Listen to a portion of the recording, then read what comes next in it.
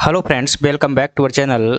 मध्य प्रदेश सामान्य ज्ञान की जो हम सीरीज शुरू कर रहे हैं और जो लगातार हमारी ये क्लास चल रही है दोस्तों, ये क्लास में आपका स्वागत है। आप मध्य प्रदेश के किसी भी एग्जाम में, जहाँ तक कि आप एमपीपीएससी जो कि राज्य का सबसे बड़ी परीक्षा है, आप कोई भी जो एग्जाम देना चाहते हैं उसमें दोस्तों मध्य प्रदेश सामान्य ज्ञान जरूर आता है। और कोई भी एग्जाम हो मध्य प्रदेश का, उसके लिए दोस्तों अपने आप में यह संपूर्ण क्लास है, चाहे कोई भी एग्जाम दे लीजिएगा। तो उस क्लास में दोस्तों हम आज ये कर रहे हैं, लगभग मुझे लगता है 15 नंबर की क्लास होगी। इसके पहले तक हम 14 क्लासें कर चुके हैं और एक एक टॉपिक करके हम सभी टॉपिक को मध्य प्रदेश के समझ रहे हैं। फ्रेंड्स, यदि आपको इस क्लास का पीडीएफ चाहिए तो कमेंट बॉक्स में आपको लिंक मिल जाएगा, वहां से आप जो है पीडीएफ डाउनलोड कर सकेंगे, आपको ये पीडीएफ मिल जाएगा। चलिए अब जो है हम क्लास की शुरुआत करते हैं। आज का हमारा टॉपिक है मध्य प्रदेश की कृषि। इसके पहले एक जानकारी, यदि आप एमपीपीएससी प्री 2025 को टारगेट करके तैयारी कर रहे हैं तो फ्रेंड्स आपके लिए जो है एक महत्वपूर्ण हम टेस्ट सीरीज चला रहे हैं जो कि पूर्णतः निःशुल्क है, जिसमें दोस्तों लगभग 25 वर्षों के जो प्रीवियस ईयर पेपर हैं उनके निचोड़ को मैंने सारांश के रूप में शामिल किया है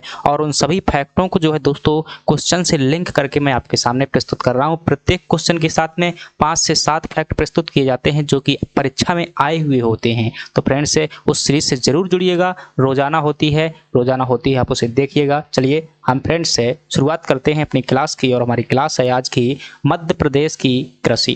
और मध्य प्रदेश की कृषि में हम जिस चीज़ की बात करने वाले हैं वो जो है संपूर्ण कृषि की बात करेंगे। चलिए आपके सामने पहले टॉपिक है कि हम किन किन चीज़ों की बात करेंगे। सबसे पहले जो हम दोस्तों बात करेंगे मध्य प्रदेश की कृषि में वो होगा हमारा मृदा। सबसे पहले इसमें जो है बात करें कौन सी मृदा में जो है कौन सी फसल होती है और किस फसल के लिए कौन सी मृदा सर्वाधिक लाभदायी होती है। यहाँ से भी दोस्तों प्रश्न लगातार बन रहे हैं, आपसे पूछ लेता है कि काली मिट्टी में कपास की कृषि होती है या फिर कौन सी मृदा में कपास की कृषि होती है। धान की खेती के लिए कौन सी मृदा अत्यंत महत्वपूर्ण मानी जाती है। फिर इसके बाद हम देखेंगे फ्रेंड्स इस क्लास में जो फसल देखेंगे कि फसल के प्रकार देखेंगे, कौन कौन से प्रकार की फसलें होती हैं, जिसमें हम देखेंगे कि मौसम के आधार पर फसलें, यानी खरीफ की फसल, रबी की फसल, जायद की फसल, कुछ अन्य फसलें होती हैं। फिर देखेंगे मध्य प्रदेश की प्रमुख फसलें देखेंगे, वो फसलें कौन सी होंगी, गेहूँ, चावल, मक्का, सोयाबीन, कपास है और भी जो भी फसल हैं। हम देखेंगे मध्य प्रदेश की बागवानी फसल देखेंगे दोस्तों। बागवानी फसल में हम देखेंगे मध्य प्रदेश में फल, केला, आम, अंगूर, संतरा जो भी हैं उनको देखेंगे, सब्जियां देखेंगे, मसाले देखेंगे।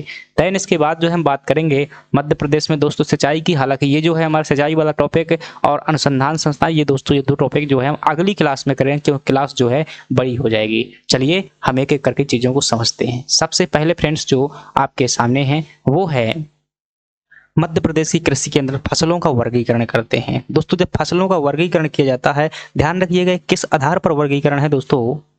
तो हम जो है कई आधारों पर कर देते हैं, जैसे कि ये तो यहाँ पर अलग प्रकार से किया गया, अभी हम अलग प्रकार से करेंगे। तो पहले देखिएगा कि पहले फसल कौन सी है, रबी की फसल, एक कौन सी है, खरीफ की फसल। ध्यान रखिएगा जब मौसम के आधार पर दोस्तों फसलों का वर्गीकरण करते हैं, किस आधार पर, मौसम के आधार पर जब हम जो है फसलों का वर्गीकरण करते हैं, एक मिनट समझिएगा मैं समझा रहा हूँ। जब दोस्तों मौसम के आधार पर हम वर्गीकरण करते हैं तो जो सबसे हमारी पहली फसल आ जाती है वो होती है, एक होती है हमारे पास में रबी की फसल, और इसके बाद देन होती है एक फसल होती है हमारी खरीफ की फसल, और इसके बाद जो एक फसल होती है जायद की फसल। तो ये दोस्तों मौसम के आधार पर हमने बांट दिया कि जो है कौन सी ठंडियों में कटती है, कौन सी वर्षा ऋतु में कटती है, इस आधार पर हम बांट देते हैं। लेकिन रबी की फसल के अंतर्गत भी दोस्तों कई श्रेणियां हैं, वो कौन कौन सी हैं देखिएगा। रबी की फसल में जैसे खाद्यान्न फसल हो जाती हैं। अब ये खाद्यान्न फसल कौन सी होती हैं, वैसी फसलें फ्रेंड्स आपको कुछ भी लिखने की आवश्यकता नहीं है, पूरा का पूरा आपको पीडीएफ जो कहते हो मिल जाएगा। आप जो है बेहतर नोट्स बना लीजिएगा। यकीन मानिएगा इसे तैयार करने में एक लंबा समय खर्च किया जाता है दोस्तों, आप इसका जो है उपयोग कीजिएगा। खाद्यान्न की फसल दोस्तों रबी के अंतर्गत देखें जैसे गेहूं और जौ क्या है, खाद्यान्न की फसल है। खाद्यान्न का मतलब है जो फसलें एक अनाज के रूप में प्रयोग की जाती हैं, खाने में उपयोग में लाई जाती हैं, वो क्या है, खाद्यान्न फसल है। आपसे प्रश्न पूछता है निम्नलिखित में से मध्य प्रदेश की कौन सी प्रमुख खाद्यान्न फसल है, तो आप क्या बताएंगे, गेहूं बताएंगे दोस्तों। अभी बात करेंगे इसकी फैक्ट की। आपसे जौ के बारे में पूछ लेता है दोस्तों, जौ जो है वह कौन सी फसल है, तिलहन की फसल है, दलहन की फसल है, खाद्यान्न फसल, तो ऐसे प्रश्न आते हैं। अब बात करें तिलहन की फसल की तो दोस्तों तिलहन की फसल के अंतर्गत वे फसलें आती हैं जिनसे तेल निकाला जाता है, जैसे कि आपकी क्या हो जाएगी, सरसों हो जाएगी, सूरजमुखी हो जाएगी, अलसी हो जाएगी। अब इनसे दोस्तों संबंधित जिला पूछ लेगा, कौन से जिला में कौन सी फसल होती है, गेहूं कहाँ होता है, तो ये बातें अभी हम देखेंगे। दलहन फसल क्या होती है, जिनका उपयोग दाल बनाने में करते हैं, जैसे कि चना हो गया, मसूर हो गया, मटर हो गया, अरहर हो गया, ये क्या दलहन है। अन्य फसलें हैं दोस्तों, जैसे व्यापारिक फसलें हैं, ये अदरक, अफीम, लहसुन, धनिया। अब बात करें हम खरीफ की फसल में, तो फिर वही बात दोस्तों, खरीफ मतलब कि वो फसलें जो आपकी वर्षा ऋतु में होती हैं, जैसे चावल, ज्वार, मक्का, बाजरा, ये खाद्यान्न फसलें हो जाएंगी जो खाने में उपयोग हम ले रहे हैं। तिलहन की बात की जाए, ज्वार की रोटी अच्छा कितने लोगों ने खाई हुई है, कमेंट बॉक्स में आप बता सकते हैं। यदि आप गांव के हैं तो निश्चित रूप से जो है ज्वार की रोटी ज़्यादा खाते होंगे। मक्का की रोटी भी अब हालांकि बहुत कम लोग खाते हैं, पहले जो है इसके अब भी दादा लोग खाते हैं ज़्यादा करके। और मक्का की जो बाजरा की, भाई बाजरा तो कौन कौन है, बाजरा जो है बहुत दोस्तों, ये चीज़ें बहुत पौष्टिक, याद रखिएगा बहुत पौष्टिक चीज़ें होती हैं, लेकिन हमारी जो परंपरा है ये हम जो है इंग्लिश कल्चर को फॉलो करते हैं, और अपनी जो हमारी, यही कारण तो है दोस्तों आजकल जो है हम गेहूं की रोटी खाते हैं। गेहूं की रोटी इतनी इम्पोर्टेंट नहीं है जितनी कि बाजरा, सामा, काकरों। इसीलिए तो मध्य प्रदेश सरकार क्या कर रही है, इनको जीआई टैग दे रही है, कहीं क्या कर रही है, ओडीओपी में शामिल कर रही है, ताकि ये दोस्तों पौष्टिक फसलें हैं, यदि इन्हें खाएंगे तो निश्चित रूप से हमारे अंदर कुपोषण जैसी समस्या का अंत होगा, चूँकि मिनरल्स की कमी हो जाती है, जिसके कारण हमारे अंदर क्या हो जाते हैं, कई रोग हो जाते हैं। क्यों होते हैं, क्योंकि भाई हम बाजारू आटा खाते हैं, मशीन से बना हुआ सब कुछ खा रहे हैं, इसलिए बीमारियां हो रही हैं। तो प्राकृतिक चीज़ों को अपनाइएगा, अपनी पुरानी परंपरा को मत भूलिएगा। कहते हैं ना कि इसे विज्ञानों के पावन युग में हम चरित्र निर्माण न भूलें, और अपनी कला संस्कृति को भी नहीं भूलना चाहिए, कितना भी विज्ञान का युग आ जाए।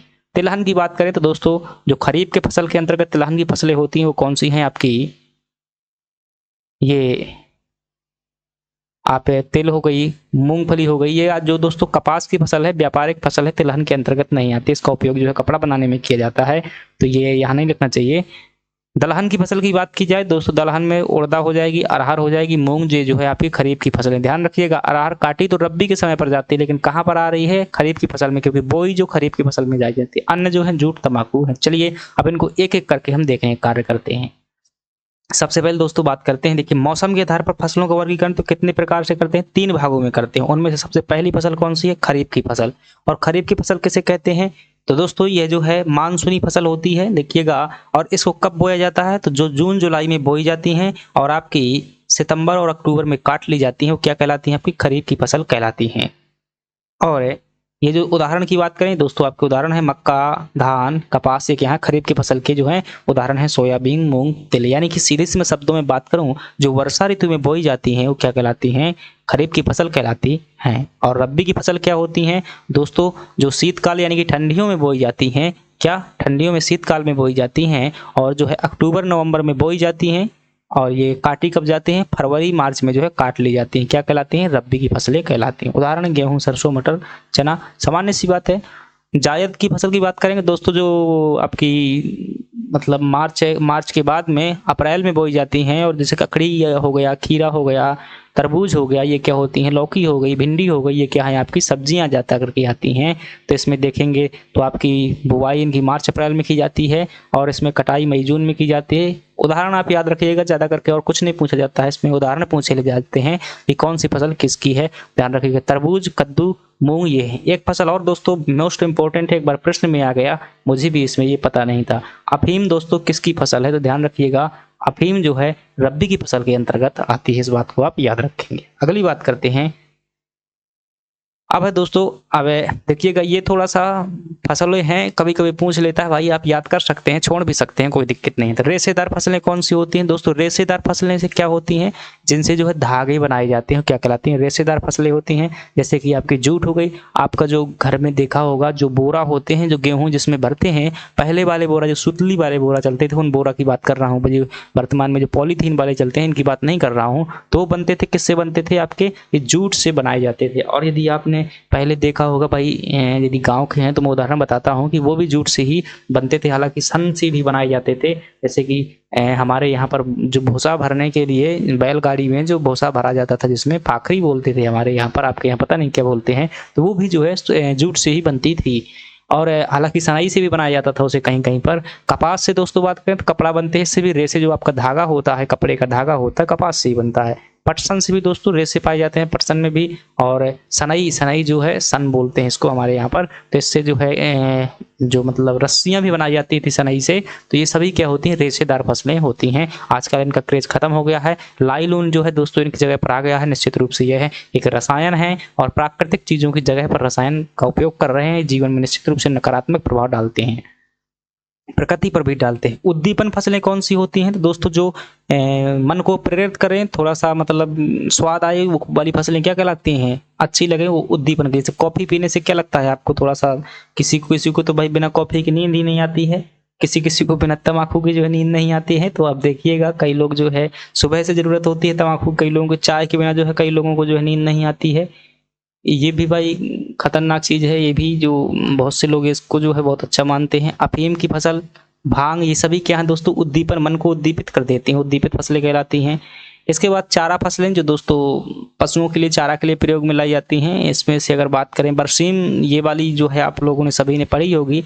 गांव में लोग जो है इसको बोते हैं, भैंस जो पशु होते हैं उनसे दूध निकालने के लिए इसे कहते हैं, इससे दूध ज़्यादा निकलता है। तो ये सभी क्या है, चारा वाली फसलें हैं, आप पढ़ सकते हैं। जड़ फसलें, जड़े फसलें क्या होती हैं दोस्तों, गाजर, मूली, चुकंदर, शकरकंद क्या है आपकी जड़ फसलें हैं। और तना फसलें क्या हैं, ये दोस्तों ये थोड़ा सा आप ध्यान रख लीजिएगा, सिर्फ यहाँ पर नहीं, ये आपके विज्ञान में आता है कि निम्नलिखित में से कौन सी जड़ें हैं, कौन से तना है, ये आ जाता है। तो इन्हें याद कर लीजिएगा कि गाजर, मूली, चुकंदर, शकरकंद ये सभी क्या हैं, जड़ें हैं।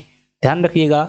आलू, अदरक, लहसुन, प्याज, हल्दी, ये सब क्या है, तना है, ध्यान रखिएगा। ये भी मोस्ट इंपॉर्टेंट है, इसलिए चीज़ें एक जगह इंपॉर्टेंट नहीं होती, दूसरी जगह भी इंपॉर्टेंट होती हैं, तो आप इनके भी ध्यान रखिएगा। तना हो गया, तना और जड़ फसलें कौन सी मोस्ट इंपॉर्टेंट है, दोनों की दोनों, ये ध्यान रखिए, यहाँ पर नहीं विज्ञान में पूछी जाती हैं। आगे ही बात करते हैं, तिलहन फसलें कौन सी होती हैं, तो ये तो आप जानते हैं, मूंगफली, अलसी, राई, कुसुम, सरसों, सूरजमुखी क्या तिलहन फसलें हैं। दलहन फसलें क्या होती हैं, ये भी आप जानते हैं, मटर, उड़द, मूंग, अरहर, मसूर, चना, बरबट, ये क्या है आपकी दलहन फसलें हैं। नगद फसलें क्या होती हैं, तो दोस्तों जिनसे जो है बेच करके सीधे पैसे कमाए जा सकते हैं, हालांकि सभी फसलों से कमाए जा सकते हैं, लेकिन जिनका उद्देश्य ही होता है कि बेच करके कमाई करना। जैसे गेहूं का उद्देश्य क्या होता है भाई, मतलब घर में रोटी बनाने के लिए, तो वो जो है आपकी व्यापारिक फसल नहीं होगी। इसी प्रकार से जैसे यहाँ देखेंगे तो गन्ना, तंबाकू, मूंगफली, चाय, कॉफी, ये सभी क्या है, व्यापारिक फसलें हैं। कई बार ये प्रश्न दोस्तों आ जाता है कि अभी MPPSC में आया हुआ था कि कौन सी फसल जो है व्यापारिक फसल नहीं है, गन्ना नहीं थी, उसमें गन्ना ऑप्शन में दिया हुआ था। खाद्यान्न फसलें जो खाने के लिए उपयोग में लाई जाती हैं, गेहूं, चावल, मक्का। अगली बात करें तो दोस्तों फसल को सियारी भी कहा जाता है, ये आप ध्यान रख सकते हैं। तो ये दोस्तों फसलें थी। अगली बात करते हैं, अब एक एक फसलों की हम बात कर लेते हैं। ये मोस्ट इंपॉर्टेंट टेबल है, इससे सीधे सीधे दो प्रश्न आए हुए थे इस बार MPPSC के पेपर में, आप उठा करके देख लीजिएगा। एक जो पूछा था कुल दलहन उत्पादन के मतलब भारत में प्रथम स्थान किस राज्य का है, तो आप लोग को क्या पता होता था, मध्य प्रदेश में। और एक जो है दोस्तों गेहूं उत्पादन में जो पूछा हुआ था, तो ये दोनों के दोनों जो फसल ये क्वेश्चन आए हुए थे दोनों। तो ये कब का है दोस्तों, आर्थिक सर्वेक्षण है, ये 2021-22 के आर्थिक सर्वेक्षण के अनुसार पर है। और क्या कहा गया है कि मध्य प्रदेश का किसके उत्पादन में कौन सा स्थान है। दोस्तों चना के उत्पादन में याद रखिएगा कौन सा स्थान है मध्य प्रदेश का, ऊपर देखिए क्या लिखा हुआ है, चना के उत्पादन में प्रथम स्थान है, और कुल दलहन के उत्पादन में भी क्या है, प्रथम स्थान है। तो ये वाली टेबल किसके लिए है, इनके लिए है। अब मध्य प्रदेश का दूसरा स्थान किस चीज के मामले में है, तो दोस्तों गेहूं में, मक्का में, सोयाबीन में, सरसों में, कुल खाद्यान्न उत्पादन में और कुल तिलहन उत्पादन में मध्य प्रदेश का कौन सा स्थान है, दूसरा स्थान है, याद रखिएगा। मोस्ट इंपोर्टेंट टेबल है दोस्तों, सीधे सीधे दो प्रश्न आए हुए थे इस टेबल से MPPSC में अभी 2024 के प्री में। और यकीन ना हो तो मैं अभी दिखा देता हूं भाई, अभी आज ही मैंने इसका पेपर भी सॉल्व करवाया हुआ था, तो मुझे याद है अच्छी तरीके से, दो प्रश्न आए हुए थे। तो ये आप पढ़ लीजिएगा थोड़ा सा कि केंद्रीय आर्थिक सर्वेक्षण के अनुसार सोयाबीन के उत्पादन में मध्य प्रदेश का दूसरा स्थान है। यानी कि भारत सरकार का जो दोस्तों सर्वेक्षण आया हुआ था उसमें क्या बताया गया है कि सोयाबीन के उत्पादन में मध्य प्रदेश का कौन सा स्थान है, आपका दूसरा स्थान है। जबकि मध्य प्रदेश आर्थिक सर्वेक्षण है 2023-24 में सोयाबीन के उत्पादन में मध्य प्रदेश को क्या माना गया है, प्रथम स्थान पर माना गया है। ये बात आप ध्यान रखेंगे। तो दोस्तों ये मोस्ट इंपोर्टेंट टेबल है, आपको PDF मिलेगा, आप इसे जो है पढ़ लीजिएगा। अगली बात करते हैं, तो दूसरा स्थान देख लीजिएगा एक बार फिर से, गेहूं, मक्का, सोयाबीन, सरसों, कुल खाद्यान्न और कुल तिलहन में दूसरा स्थान है। आप याद रखेंगे प्रथम स्थान किसमें है, चना और कुल दलहन में है। अगली टेबल की बात करते हैं दोस्तों, ये अगली चीजें हैं हमारे पास में। अब देखिएगा गेहूं की फसल के बारे में मध्य प्रदेश में क्या क्या पूछा जाता है, ध्यान रखिएगा। कुल कौन से कुल की फसल है, जरूरत नहीं है, आप चाहे दोस्तों ध्यान रख सकते हैं, जो जरूरत चीजें हैं मैं वहां पर हाईलाइट कर दूंगा कि ये जो है आपको याद करना चाहिए। वनस्पतिक नाम टिटिकम एस्टिवम है, चलिए जलवायु समशीतोष्ण होती है। औसत वर्षा जो है 100 सेंटीमीटर से कम वर्षा होनी चाहिए गेहूं के उत्पादन के लिए। ये आपकी जो है चीज़ें इंपॉर्टेंट है। ये वाली जो किस्में आपसे पूछ लेता है कि किसकी किस्म है। दोस्तों सरबती गेहूं जो है मध्य गेहूं किस्म है और इसमें लोकमन एक इंपॉर्टेंट है, सुजाता, कल्याण, सोना, मैक्रोनी गेहूं। तो ये आपको ध्यान रखना है। 2 गेहूं की जो सरबती गेहूं है इसे दोस्तों जीआई टैग भी मिल चुका है। इस बात को भी आप क्या करेंगे, ध्यान रखेंगे। तो सरबती गेहूं को जो है जीआई टैग भी मिल चुका है। और ये लोकमन गेहूं जो है दोस्तों ये विदेशों में बहुत बिकता है, ध्यान रखिएगा। मध्य प्रदेश का गेहूं है और मालवा क्षेत्र का गेहूं जो है पंजाब में बहुत ज़्यादा बिकता है, फेमस है, पूरे भारत में तो फेमस है ही। अगली बात करें, ये दोस्तों आपसे हो सकता है ऐसा नया क्वेश्चन पूछ ले। अब ये एमपीपीएससी ने भाई 2021 के पेपर में पूछा था आम की फसल के लिए, तो ऐसा पूछ सकता है कि एमपीपीएससी जो है ये पूछ सकता है। तो क्या पूछेगा कि जो ट्रिटिकल गेहूं नाम की एक दोस्तों नई किस्म है किन किन चीजों से मिलकर बनी हुई है। ध्यान रखिएगा, राई और गेहूं के संकर से जो है नई किस्म बनाई गई है, वो कौन सी बनी हुई है। ट्रिटिकल गेहूं बना हुआ है, वैज्ञानिकों ने इसका निर्माण किया है। अगली बात करें, ये भी आपसे दोस्तों विज्ञान में पूछ लेता है, यहाँ तो ठीक ही ठाक है कि रोग कौन से गेहूं से संबंधित रोग हैं। तो टुंडू रोग, किट्टू रोग, ये किससे हैं दोस्तों, ये 2 रोग हैं गेहूं से संबंधित रोग हैं। टुंडू और किट्टू रोग जो है गेहूं के रोग हैं। ये मोस्ट इंपॉर्टेंट है, ध्यान रखिएगा। ये वाली जो लाइन है ये मोस्ट इंपॉर्टेंट है कि इसके अग्रणी उत्पादक जिला कौन सा है। तो गेहूं के उत्पादन में मध्य प्रदेश में प्रथम स्थान किस जिले का है। ये आपका पहला स्थान किसका है दोस्तों, होशंगाबाद का है। इसके बाद सीहोर का है, इसके बाद नरसिंहपुर का है। और गेहूं अनुसंधान केंद्र कहाँ पर स्थित दोस्तों, यहीं पर होशंगाबाद में ही क्या स्थित है, गेहूं जो है अनुसंधान केंद्र स्थित है। आपसे पूछे गेहूं अनुसंधान केंद्र कहाँ पर स्थित है, तो आप क्या बताएंगे, पावरखेड़ा होशंगाबाद में स्थित है। तो आपके देखे होशंगाबाद याद रखेंगे, इसे नर्मदापुरम कह देते हैं होशंगाबाद को। अगली किस्म फसल की बात करें वो है दोस्तों चावल की फसल। और चावल की फसल में आपको ध्यान रखना है इसकी जो है एक ये दोस्तों बहुत इंपॉर्टेंट ये किस्म है, ये चिन्नौर जो है, ध्यान रखिएगा। और ये जो चिन्नौर है ये फ्रेंड से यहाँ पर मैं लिख देता हूँ, ये बालाघाट में जो है चावल किस्म है, इसे क्या दिया गया है, बालाघाट में जो है, बालाघाट का है और इसे क्या दिया गया है, हाल ही में जीआई टैग दिया गया है। तो बालाघाट में ज़्यादा इसका उत्पादन होता है। और यही प्रश्न दोस्तों एमपीपीएससी 2024 में जो है पूछा गया है। ध्यान रखिएगा कि चिन्नौर चावल जो है बालाघाट का है, कहाँ के चावल को जीआई टैग दिया गया, ऐसा प्रश्न आया हुआ था। तो क्या बताएंगे आप, बालाघाट के चावल को दिया गया, तो चिन्नौर चावल। रंजीत सवन और अमन गोल्डन राइस, ये दोस्तों मोस्ट इंपॉर्टेंट है। गोल्डन राइस आप जानते हैं कि समानता जो है चावल में क्या पाया जाता है, कार्बोहाइड्रेट पाया जाता है। लेकिन ये ऐसा चावल है दोस्तों गोल्डन राइस, ये किसका है दोस्तों, इसमें विटामिन ए पाई जाती है। क्या पाई जाती है, विटामिन ए, क्योंकि इसमें बीटा कैरोटीन एक प्रकार से बनाया गया है, मतलब जेनेटिक टेक्नोलॉजी का उपयोग करके इस चावल को बनाया गया है। जैसे जीएम फसलें बनाई जाती हैं वैसे इसे बनाया गया है और इसमें विटामिन ए पाया जाता है, ध्यान रखिएगा। एक ये भी आपकी ठीक ठाक ही है। पूसा 47 दोस्तों बहुत कम इसे जो है बैन कर दिया गया है, यूं मानिएगा। बहुत ज़्यादा उत्पादन करता है, इसमें बहुत ज़्यादा उत्पादन होता है, लेकिन ये दोस्तों पानी की इसमें बहुत ही ज़्यादा आवश्यकता होती है। तो प्रकृति के संतुलन को ध्यान में रखते हुए बहुत ज़्यादा उत्पादन होने के बावजूद भी इसका उपयोग नहीं किया जा रहा था।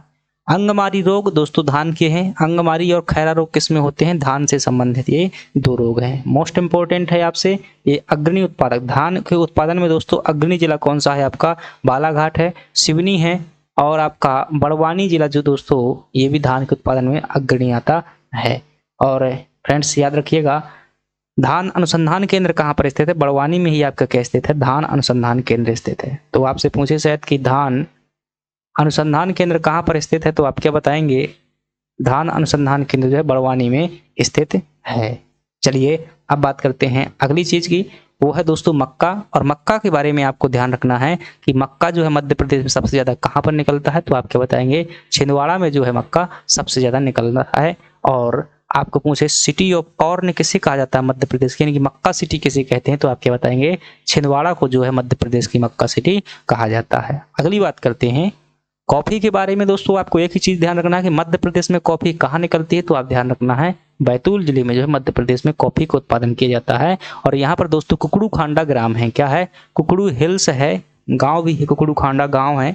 यहाँ पर दोस्तों कुछ अंग्रेजों ने जो है क्या की हुई थी, खेती की हुई। तो आपको क्या ध्यान रखना है, कुकड़ू खांडा गांव किसके लिए जाना जाता है, बैतूल जिले का, तो आपको बताएंगे कॉफी के लिए बैतूल जाना जाता है। अगली बात करते हैं, ये फ्रेंड्स इंपॉर्टेंट है, एमपीपीएससी मेंस में जो है 2 नंबर का प्रश्न हो सकता है ये। तो आपको बता देना है कि किसके लिए प्रसिद्ध है, किस फसल के लिए, किस जिले में पड़ता है और इसका क्षेत्रफल कितना है। ये 3 चीजें आप बता देंगे, आपको 2 में से 2 नंबर मिल जाएंगे। अगली बात करते हैं सोयाबीन की फसल है। तो पहली बात ध्यान रखिएगा, सोयाबीन के उत्पादन में मध्य प्रदेश का क्या है दोस्तों, यहाँ पर नहीं लिखा, पूरे भारत में जो किसका स्थान है प्रथम, मध्य प्रदेश जो दोस्तों प्रथम स्थान पर है। पूरे भारत में एमपी का जो क्या है प्रथम स्थान है सोयाबीन। और लगभग ये मध्य प्रदेश जो है आपका 25% देश का सोयाबीन क्या करता है उत्पादन करता है। भारत कितने परसेंट उत्पादन करता है मध्य प्रदेश, तो भारत का 25% सोयाबीन मध्य प्रदेश द्वारा उत्पादन किया जाता है। और ये आपका जिलों की अगर बात करेंगे, अभी एमपीपीएससी में जो है प्रश्न आया कि भाई सोयाबीन की खेती कहाँ से प्रारंभ हुई थी। अगर ये प्रश्न आ जाए फिर से आपसे कि ये खेती कहाँ से प्रारंभ हुई थी, तो आप क्या बताएंगे कि सोयाबीन की जो कृषि है दोस्तों वो आपके देवास जिले से प्रारंभ हुई थी। कहाँ से प्रारंभ हुई थी, देवास जिले से। ये प्रश्न भी कब का है, ये एमपीपीएससी 2024 में पूछा गया प्रश्न है कि प्रारंभ सोयाबीन की कृषि कहाँ से प्रारंभ हुई थी, तो आप क्या बताएंगे देवास जिले से। कहाँ कहाँ पर होती है दोस्तों, प्रमुख जिले जो हैं आपके उज्जैन और धार में जो है सर्वाधिक सोयाबीन को उत्पादन किया जाता है। यद्यपि जो है आपकी प्रारंभ जो है देवास जिले से हुआ था। आप दोस्तों एक बात और ध्यान रखिएगा, ये मध्य प्रदेश की आपसे पूछा जाए राजकीय फसल क्या है, मध्य प्रदेश की राजकीय फसल कौन सी है, तो आप क्या बताएंगे कि मध्य प्रदेश की जो राजकीय फसल भी है वो कौन सी है, सोयाबीन भी है। राजकीय फसल भी आपकी कौन है, सोयाबीन है। ये बात याद रखेंगे। चलिए अब बात करते हैं अगले, उज्जैन धार जिले आपको याद रखना है। राजकीय फसल है, भारत का 25% उत्पादन करता है। पूरे भारत में प्रथम स्थान मध्य प्रदेश का है, इसीलिए मध्य प्रदेश को क्या कहा जाता है, सोया स्टेट भी कहा जाता है। और खेती इसकी कहाँ से प्रारंभ हुई थी, देवास से। कपास की बात करें दोस्तों, मध्य प्रदेश में कपास कहाँ पर सबसे ज्यादा निकलता है, किन जिलों में, तो आप क्या बताएंगे खरगोन और खंडवा जिले में निकलता है। काली मृदा में दोस्तों यह जो है कपास का उत्पादन किया जाता है। सर्वाधिक कपास किस में निकलती है, मतलब काली मृदा में निकलता है, इसलिए काली मृदा को जो है कपासी मृदा भी कहा जाता है। खरगोन खंडवा को दोस्तों यहाँ पर क्या होगा, खंडवा होगा। खरगोन और खंडवा बड़वानी बुरहानपुर सुनहरे जिले के नाम से प्रसिद्ध हैं। तो निमाड़ क्षेत्र को मिलाकर के, ये निमाड़ में ही चारों जिले आते हैं, तो निमाड़ क्षेत्र जो है ये क्या कहलाता है आपका, मध्य प्रदेश के सुनहरे जिले कहलाते हैं। अगली बात करते हैं एक और दोस्तों, ये कपास में आपको ध्यान रखना चाहिए, एक बार प्रश्न आ चुका है, मैं कहाँ पर लिखूं, जो है यहाँ पर मैं लिख देता हूँ थोड़ा सा, बीटी कॉटन। बीटी कॉटन तो दोस्तों एक प्रकार की ये क्या है, कपास की फसल है। ध्यान रखिए किसकी फसल है, कपास की फसल है। और ये बनाई गई फसल है। बी मतलब बैसिलस, टी मतलब थुरिनजेंसिस, ये बैक्टीरिया है एक प्रकार का। कपास में जो है रोग होता था, तो उस रोग से निजात पाने के लिए एक कीट प्रतिरोधी बैक्टीरिया का जीन डाला गया और एक नई फसल बनाई गई। वो कौन सी थी, बीटी कॉटन। और बीटी इसमें क्या है दोस्तों, जीवाणु है, याद रखिएगा। अगली बात करते हैं तंबाकू। मध्य प्रदेश में दोस्तों सर्वाधिक तंबाकू कहाँ पर निकलती है, तो क्या बताएंगे, रीवा और सतना में जो है मध्य प्रदेश में तंबाकू का ज्यादा उत्पादन होता है। सर्वाधिक तंबाकू दोस्तों भारत में अगर बात की जाए तो आंध्र प्रदेश जो है भारत में जो है प्रथम स्थान पर आता है तंबाकू के उत्पादन में। गन्ना उत्पादन में दोस्तों बात करेंगे तो बाहुबली और ये श्रीमुखी गन्ना की दो किस्में हैं। और मध्य प्रदेश का जो अग्रणी जिला है वो कौन सा है, नरसिंहपुर है। और पूरे भारत में किसका दोस्तों प्रथम स्थान है, तो आप क्या बताएंगे, उत्तर प्रदेश का जो है इसमें प्रथम स्थान आता है भारत में गन्ना के उत्पादन में। गन्ना के आधार पर ही दोस्तों शुगर बनाई जाती है, इसलिए जहां जहां पर गन्ना होगा वहीं पर शुगर फैक्ट्री लगाई जाएंगी। तो ये फ्रेंड, अगली बात कर लेते हैं मूंगफली के बारे में। और मूंगफली दोस्तों इसमें आपको ध्यान रखना कि मूंगफली के उत्पादन में जो दोस्तों भारत में अगर पूछा जाए कि पूरे भारत में प्रथम स्थान किसका है, तो अभी ये भी प्रश्न शायद भर आया हुआ था। गुजरात का जो है इसमें क्या है दोस्तों, पूरे भारत में क्या है, प्रथम स्थान है मूंगफली के उत्पादन में। और मध्य प्रदेश में कौन कौन से मूंगफली के में जो अग्रणी हैं, तो खंडवा खरगोन दोस्तों मूंगफली के उत्पादन में अग्रणी जिला है। और ये किसकी है, आपकी खरीफ की फसल के अंतर्गत आती है मूंगफली। ध्यान रखिएगा, गांधी जी ने इसे क्या कहा था, गरीबों का बादाम कहा हुआ था। क्या कहा हुआ था, मूंगफली को जो है गरीबों का बादाम जो है कहा हुआ था। किसने, गांधी जी ने जो है मूंगफली को कहा था। अगली बात करते हैं सरसों की। दोस्तों बात की जाए सरसों, आपको ध्यान रखना है इसके अग्रणी उत्पादक जिले पूरे भारत में अगर पूछे दोस्तों भारत में प्रथम स्थान किसका है, तो आप क्या बताएंगे कि राजस्थान का जो है पूरे भारत में क्या है, प्रथम स्थान है सरसों के उत्पादन में। किसके उत्पादन में, सरसों के उत्पादन में। और मध्य प्रदेश में दोस्तों बात करें कौन से जिला अग्रणी है, तो आप क्या बताएंगे, मुरैना हो गया, भिंड हो गया और ग्वालियर हो गया, ये क्या है प्रथम स्थान में मुरैना है, फिर देन भिंड है, देन आपका क्या हो जाएगा, ग्वालियर हो जाएगा। 3 जिले जो हैं सरसों के उत्पादन में अग्रणी जिला है। अगली बात करें दोस्तों, अलसी के उत्पादन में ध्यान रखिएगा। अलसी के जो उत्पादन में जो है मध्य प्रदेश का रीवा जिला जो है प्रथम स्थान पर आता है। कौन सा जिला? अलसी के उत्पादन में रीवा जिला प्रथम है। अफीम में ध्यान रखना, अफीम में मंदसौर और नीमच जो है अफीम के उत्पादन में ध्यान रखिएगा। पूछा गया प्रश्न है आपसे, एक तो इसका वैज्ञानिक नाम पूछा गया, ध्यान रखिएगा। पेपेवर सोमनीफेरा क्या होता है, इसका वैज्ञानिक नाम होता है। और ये दोस्तों किसकी फसल है, ये भी आपसे पूछा गया है, ध्यान रखिएगा। ये रब्बी की फसल है। किसकी फसल है?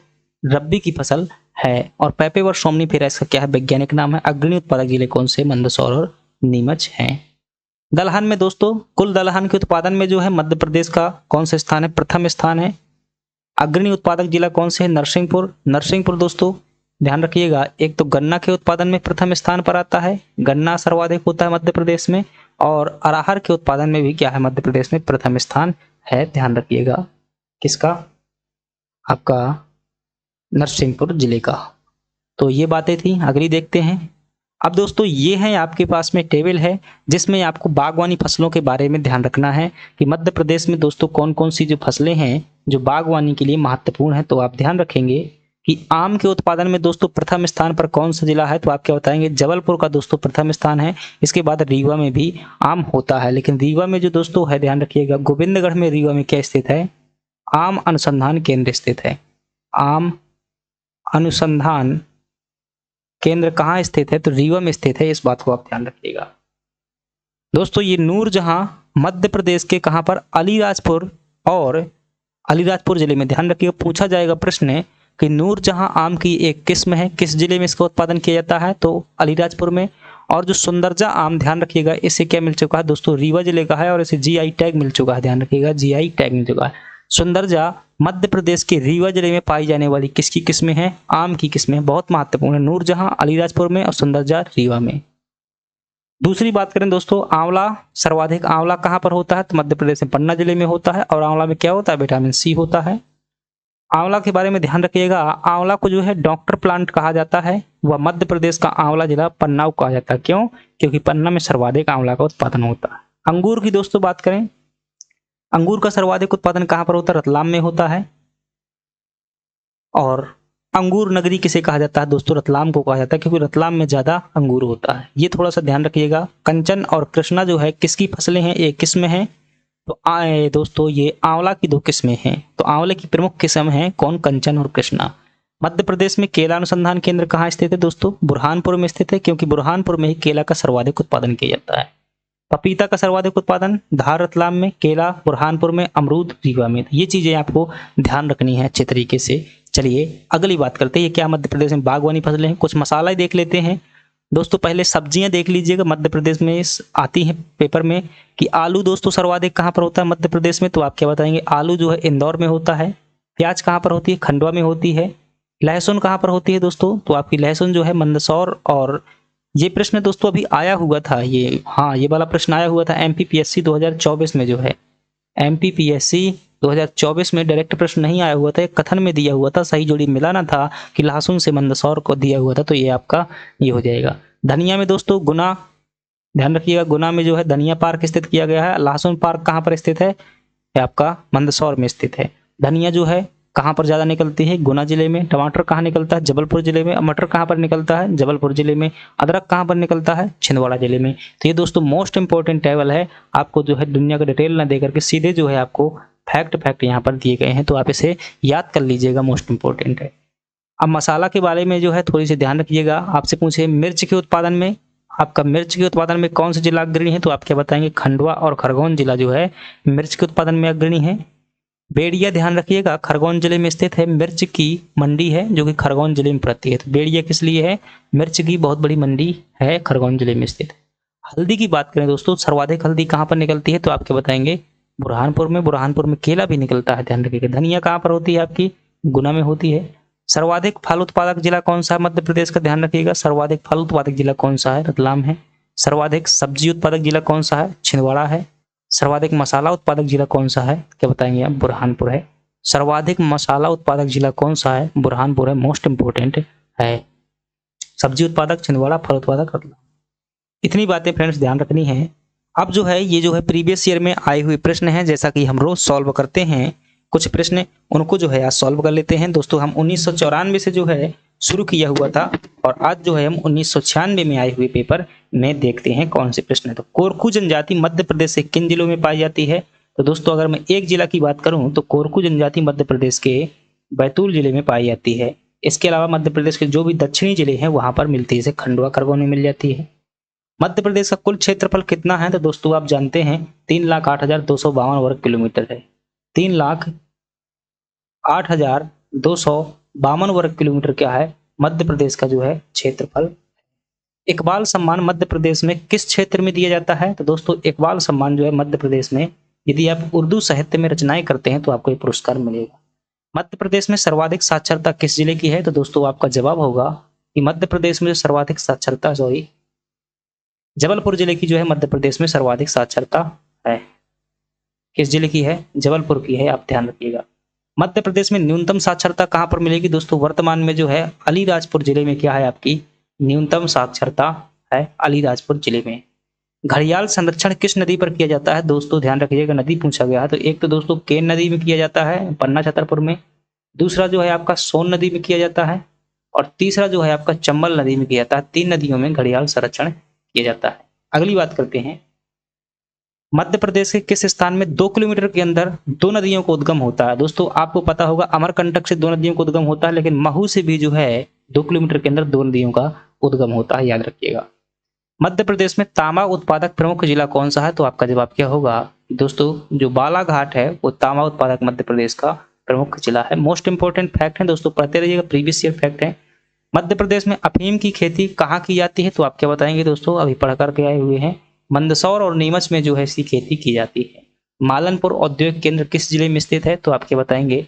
भिंड जिले में जो है मालनपुर औद्योगिक केंद्र स्थित। तो ये थे फ्रेंड्स हमारे आज के जो है 1994, 95 के पेपर, 96 के पेपर में आए हुए प्रश्न थे और हमने मध्य प्रदेश में कृषि देखा। अभी दोस्तों कृषि के जो है कुछ चीजें रह गई हैं, जैसे कि अनुसंधान केंद्र और कुछ संस्थान रह गए हैं, उनकी जो है हम बात करेंगे। फ्रेंड्स चलिए धन्यवाद। यदि आपको क्लास पसंद आई हुई है तो वीडियो को लाइक करके चैनल को सब्सक्राइब जरूर कीजिएगा, हमारा सपोर्ट कीजिएगा। धन्यवाद।